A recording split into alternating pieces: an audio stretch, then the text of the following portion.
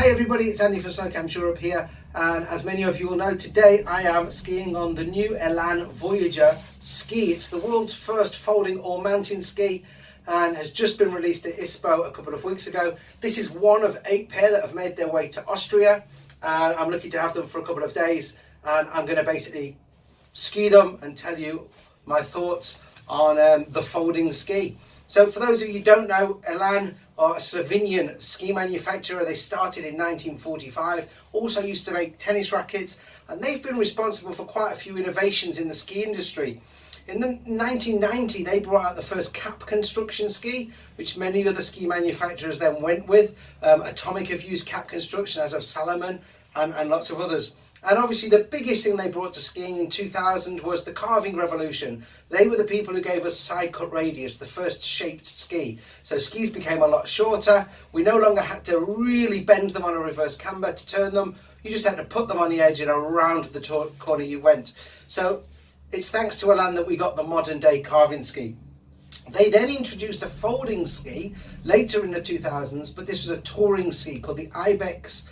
And this was mainly due to military needs, and the Slovenian army took this ski on board, and it was a lightweight foldable touring ski that could be strapped onto a backpack less than 100 centimeters long, which meant for jumping out of helicopters and out of planes it was a lot safer for the military than a long 170, 180 centimeter ski. The Voyager is what we're here to talk about, and the Voyager is the new ski. It's the world's first folding all-mountain ski. So yeah, we've had the world's first folding ski. That was back in the 1940s, albeit it wasn't an all-mountain ski. And then we had the folding touring ski, which the civilian military used. This is now a folding all-mountain ski. So it's pitched as being agile, grippy and easy to turn. So you can ski it on the piste, on groomed slopes, in the variables. You should be able to ski it off-piste, and they also say you can ski it in bumps and powder. So, wooden core, titanium reinforcement, also has the amphibian technology in the tip. So we have a rocker camber, which means the tip is split. One half is rocker, one half is cambered, and you have a left and right ski. And then they've also got the rotating binding plate, which enables you to release the binding, rotate it, and then fold the ski in half. So who is this ski for? It's not going to be for everybody, and it's not going to be for someone probably who lives in a ski resort and skis every day. The target market for this ski, as I see it, it's somebody who lives in a city. Let's say they live in Vienna because we're in Austria. They commute to ski areas on a weekend, probably in the car. They live in an apartment and they've got probably a small car because parking is a premium in the city, and therefore they need a smaller car for parking garages and on-street parking. They've got very minimum storage at home as well as in the car, and yet they want to get to the mountains. They want to take their own skis. They don't want to waste time hiring a resort when they get there. So this ski offers the convenience of folding down to that shorter length, pop it in the boot of the car, off you go to the slopes. I then see the other consumer being somebody who probably travels by plane, train or bus, and they want the convenience of checking in at the airport with just regular baggage, not going to oversized baggage. And then when you go to baggage reclaim, once you've got to your destination, typically your suitcase comes out on the carousel. You then have to wait for the skis to come out, and this can take quite some time. Your transfer's waiting, you want to get off to resort. So it's going to offer convenience in an airport scenario. It's going to be a lot more manageable getting on and off a train, especially if you've got interconnections with your train transfer if you're going across Europe. And then obviously if you're in a bus, some buses will limit your luggage space, and this can go under the bus rather than in the ski rack at the back. So this is where I see the benefits, and I think the consumer who they're targeting is. You can buy 2 packages. You can buy the skis alone, which come in around about 1,299 euros, I believe, or you can buy them in 2 separate packages. Now, one package is classed as the skier to go. So this is the fly train bus skier, and it comes with a bag that you can fit your skis, your boots, your poles, your helmet, your clothing, all for a weekend skiing. And it actually comes with some telescopic Voyager poles in that pack. They also throw in a brush to clean them off, and a cloth to dry your skis at the end of the day. And then the second pack is the urban traveller, which is the go-by car traveller. This is the guy who lives in the city and drives skiing every weekend. Your bag fits your skis, your poles, and your brush and your cloth, and a couple of other bits and bobs you can fit in there. Now, both sets of these skis are on pre-order. They're not actually ready to purchase yet. They'll be available later in the spring. And the skier to go package, the bigger package, is €1,599.95, and then the smaller one, €1,499.95.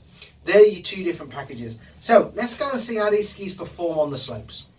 So we're on our way up the first chairlift for our first run on the Elan Voyagers, and just one word on what is an all-mountain ski. So an all-mountain ski should, as the name says, allow you to ski everything on the mountain. So obviously groomed piste, it should grip on ice. You should be able to ski the variables and the off-piste. Should also work in bumps and in powder. Now, no all-mountain ski is going to be 100% in all of these different areas, so there is going to have to be a little bit of leeway with one or two of them, but we're going to try and find as many different conditions today to ski and see how the Elan Voyager performs in an all-mountain environment. Now, when starting to ski on a new ski, what I like to do is, I'm not going to just jump in it like it's a Ferrari and race it around Le Mans.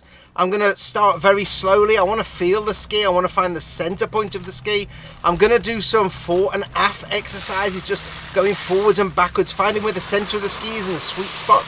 I'm going to start building it up with slower turns, gradually progressing into faster and more carved turns. But before I start with my carved turns, I'm going to definitely do some skidded turns, because I want to see how this ski performs, if it can slide easily or if it's too aggressive and wants to be on the edge.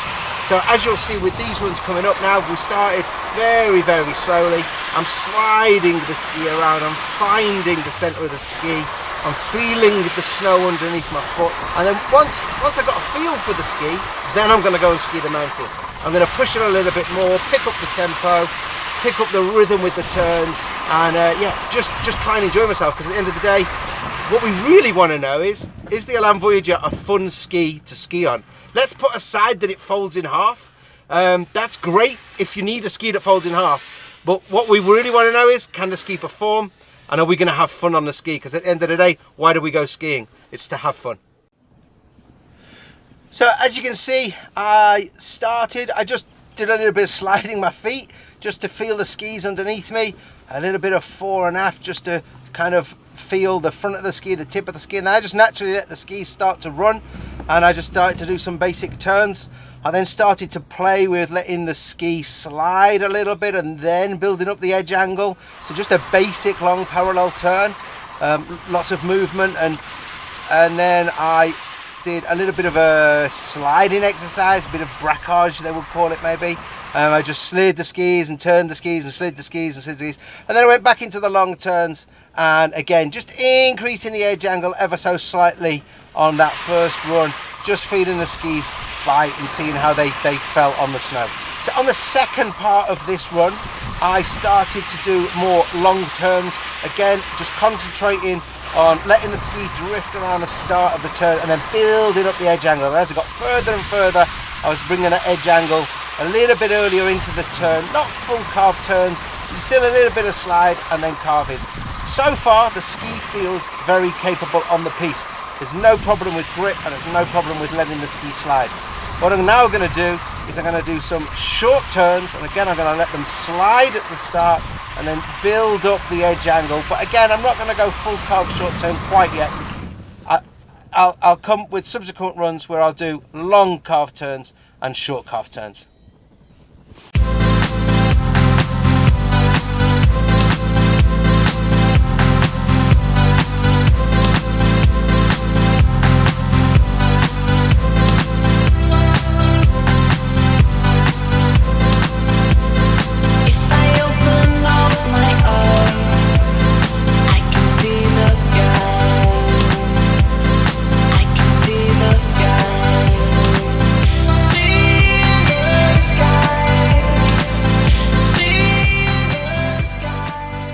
So you can see you can see the ski can carve. Them long carved turns felt absolutely awesome. Very, very confident on the ski, very, very grippy. But these skis, when we said we were looking to have fun, those long carved turns were fun. Now we're going to just do some short carved turns and then we're going to go skiing. We're going to go ski the mountain and see what we can do with these skis.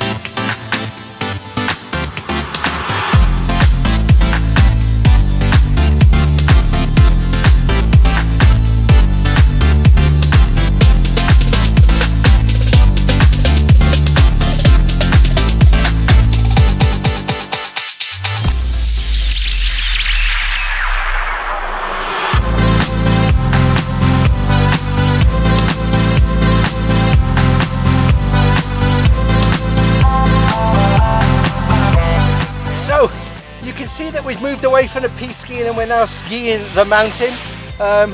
To be honest, on a day like today I probably wouldn't be in the off-piste because the off-piste in places has been very chopped up. It's then melted and it's refrozen, so we've got all sorts of crud and wind press and heavy powder and kind of very variable conditions. And can the ski handle it? Yes, it can. It is performing as well as any other all-mountain ski I've skied on, if not maybe a little bit better. It's easy to turn, it's stable.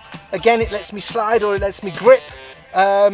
We haven't yet really been able to test it on any moguls. There's been some bumpiness, let's say, but I'm quite confident I could ski this in moguls very, very well.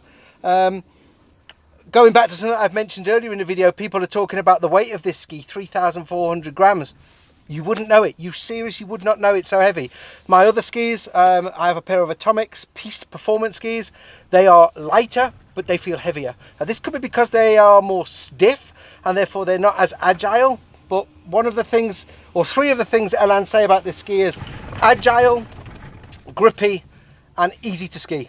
And I would say it's most definitely agile. It's definitely grippy, you can see from the carved turns, and it's for sure agile, and it is a lot of fun to ski and relatively easy. And I would say if you are a good intermediate advanced skier, you're going to enjoy this ski. May not be something for a beginner, might be a little bit too edgy, but if you've skied, you can ski a good parallel turn and you want to venture all over the mountain, then this is going to be a very serious contender when you go shopping for your next pair of skis.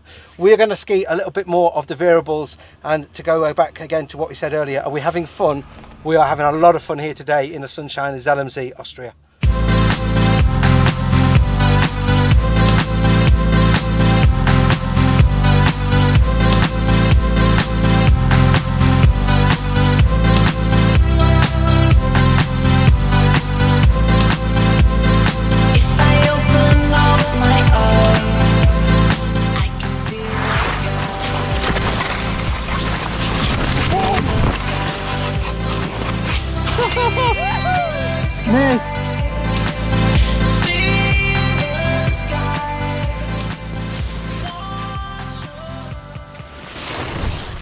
So we've come to the end of our day skiing on the Elan Voyager, the new all-mountain folding ski from Elan. We've skied it on hard packed piste, we've skied it on soft piste, we've skied it in the off piste in some very horrible wet heavy conditions, and the ski has performed well. Going back to the beginning of the day and the claims from Elan, they say this is an agile, grippy, easy to ski all-mountain ski, and it is. It was very grippy in the carved turns. It's very agile, it's a great fun ski, and it's not a problem to ski. It's very easy to ski. I would say it's very suited to a good intermediate or an advanced skier, maybe not a beginner, but it's a good ski.